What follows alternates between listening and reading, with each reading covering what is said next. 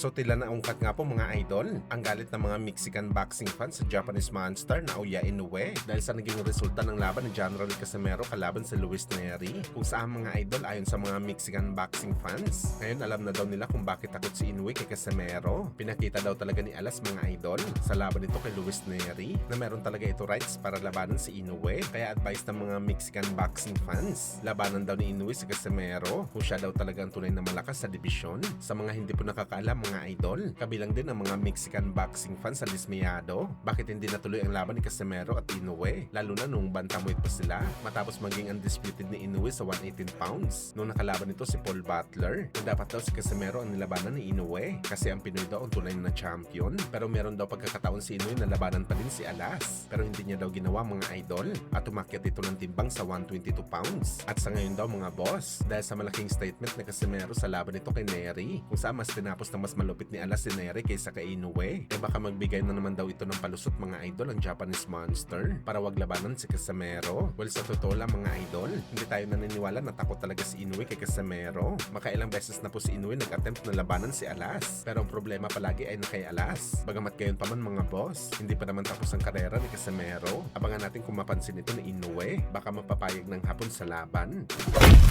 Samantala speaking kay Cuadro Alas mga boss, personal nga po sila nagkita ni Luis Neri pagkatapos ng kanilang laban kung saan binatin ni Neri si Cuadro Alas at Jason bilang tanda ng respeto ni Neri sa mga Pinoy boxer. Pero sa totoo lang mga boss, malaki talagang utang na loob ni Neri sa Team Casimero dahil sa kabila ng overweight nito na 3 pounds, pumayag pa rin ng Team Casimero na labanan siya dahil kung mga ibang boxer to mga boss, kagaya ni Angelo Leo kung saan kinuha lang nito ang kanyang first money dahil naging 2 pounds overweight si Alim, malaking bukol sana ito mga idol kay Neri kung ginaya ito ni Alas. Imbis na siyang kumita, sana abono pa ito. Ang daming sumama kasi ng team nito papuntang Japan. Lahat yun expenses talaga ni Neri pabalik. Kaya ang swerte talaga ni Luis Neri mga boss. Kahit knockout ang kanyang inabot, pero nagkapera naman ito kahit papano.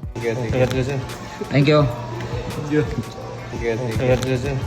Thank you. Samantala marami naman po ang naglabas ng report mga idol na sa laban ni Casimero at Luis Neri talagang pumaldo daw si Alas ng 60 million pesos. Hindi natin alam mga idol kung saan galing ang numbers na to, pero duda talaga tayo dito mga boss sa numero na to. Masyadong malaki ito mga idol, halos 1 million US dollars. Kahit sabihin pa natin mga boss na meron pa multa na natanggap si Alas na 3.6 million pesos. Hindi talaga ito sapat mga boss na umabot ng 60 million pesos ang kikitain ni Alas. Kahit ipagsama-sama pa ang bayad sa sponsors at first money, hindi talaga ito abot ng 60 million. Abangan na lang natin mga boss na Kamida Promotion mismo magsabi kung magkano ba talaga ang kinita ni Alas o di kaya sa Team Casimero mismo.